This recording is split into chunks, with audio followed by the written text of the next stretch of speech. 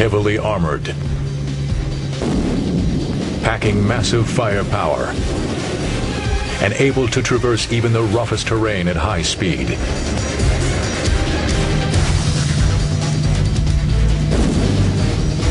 Today's frontline battle tanks are the most fearsome of weapons. In modern land warfare, tanks lead the charge.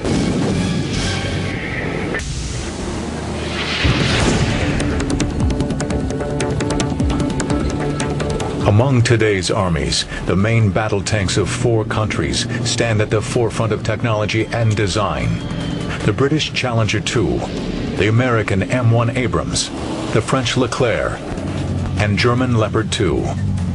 Each is a marvel of military design, combining its own unique weaponry, exotic armor, and sophisticated command and control systems. They've never faced each other in combat. If they did, it would surely be a formidable fight. From Britain, the Challenger 2, a highly reliable and extremely capable heavy tank. The Challenger 2 is the latest main battle tank produced by the pioneers of tank design.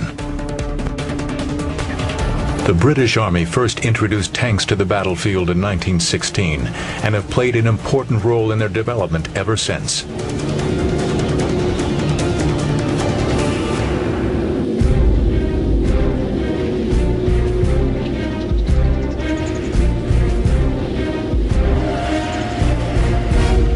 The Challenger traces its heritage back to Britain's Chieftain tank. When the Chieftain entered service in 1966, it was the most heavily armored of all main battle tanks. With an emphasis on armored protection, the Chieftain's turret was carefully contoured to optimize the thick steel of its armor. The Chieftain balanced its superb protection with a powerful 120mm gun, much larger than the 105mm guns common to most tanks of the 1960s and 70s. But thick steel armor makes tanks heavy and slow, and the Chieftain was guilty on both counts.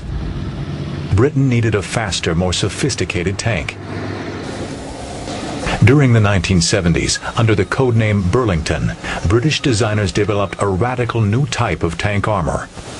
This complex composite armor became known as Chobham armor, named after the city in which it was developed.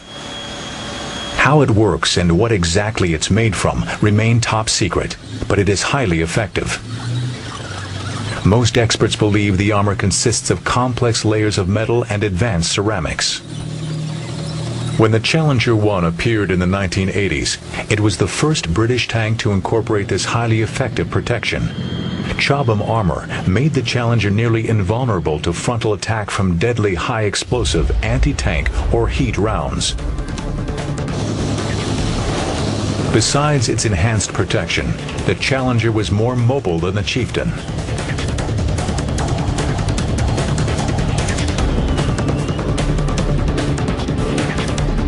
A 1,200 horsepower diesel engine and advanced suspension system gave the tank a top speed of 35 miles per hour and a smooth ride despite obstructions and rough terrain. One of the most important advances in tank design in the 1980s was in gunfire controls, which permitted the tank to fire on the move. The heavily armored turret of the Challenger weighs 20 tons, yet it must be moved with extreme precision to hit targets a mile or more away. In 1994, the Challenger 2 entered service in the British Army. The Challenger 2 has over 150 improvements to its predecessor, the Challenger 1, and many entirely new features, such as its turret design. The Challenger 2 has even more sophisticated fire controls than its forerunner. A digital fire control computer controls the commander's sight, the laser rangefinder, and thermal imaging system for unprecedented accuracy. The Challenger 2's stabilized 120mm gun can fire a wide variety of munitions. Britain has a long history of supplying tanks to foreign armies. But many armies in the developing world cannot afford highly complex and expensive tanks. Besides producing the Challenger for the British Army, Elvis Vickers also designed less sophisticated tanks specifically for export.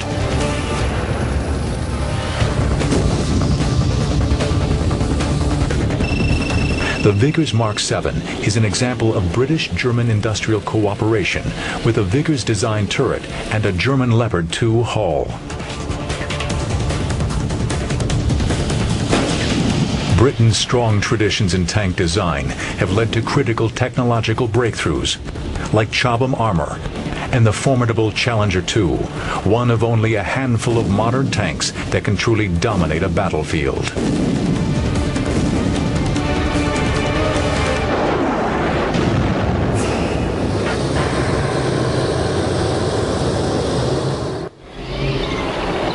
Across the hot, dusty prairies of Texas, the U.S. Army wages mock combat in one of the world's most formidable tanks, the M1 Abrams, named after the legendary General Creighton Abrams.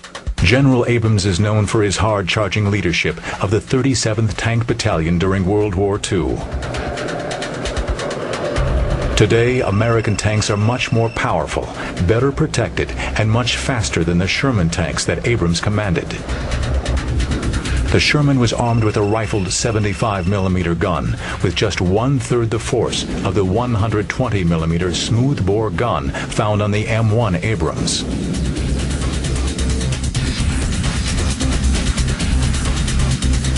The Abrams' advanced composite armor provides 12 times greater protection than the Sherman's mere 2 inches of steel armor plating.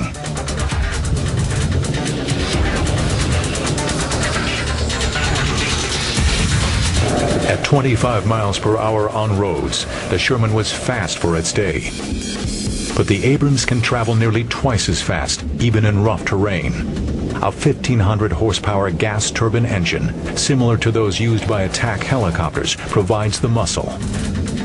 The increased speed causes you to be able to do a lot more things than you normally could with the slower M60 series.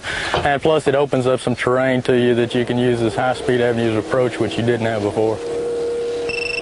Development of the Abrams began in the early 1970s to replace the M60 Patton. Newly developed guided anti-tank missiles made protection a major priority in the Abrams design.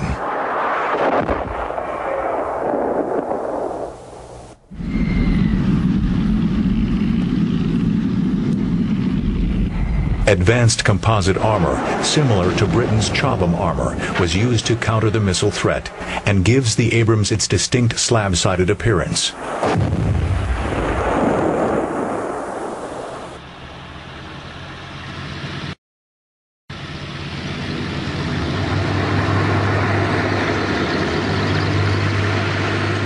To protect the crew from a mishap with its own ammunition, the rounds are housed in a compartment at the rear of the turret with blast doors that separate and safeguard the crew.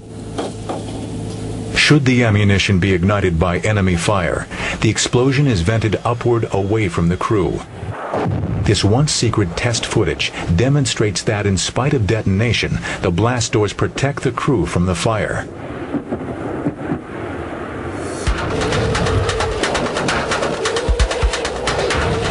While crew survivability was at the center of the Abrams design, additional attention was put toward making the tank more fightable.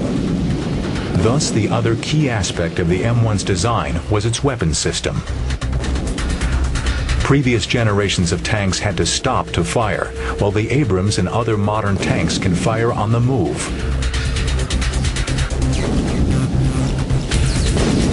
The computer-controlled stabilization system keeps the gun aimed at the same point, no matter how much the tank is jostled around by the rough terrain.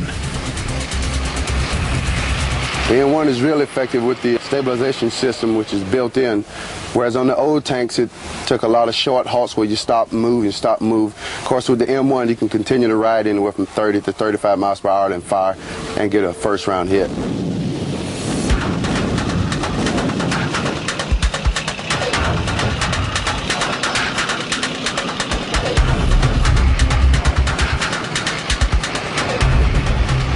Several systems are employed to ensure the accuracy of the gun. A muzzle reference system measures barrel warp caused by the heat of repeated firings. A wind sensor checks for crosswinds that would cause a round to go astray, and a laser rangefinder precisely measures the distance to within inches of the target.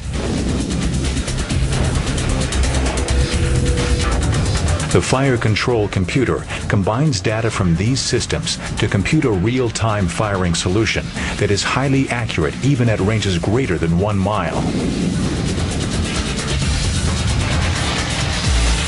The speeds of kills on a modern battlefield are going to be totally different than they used to be, where you would shoot multiple times and not get hits. And nowadays, you have over a 90% probability of hit even while moving.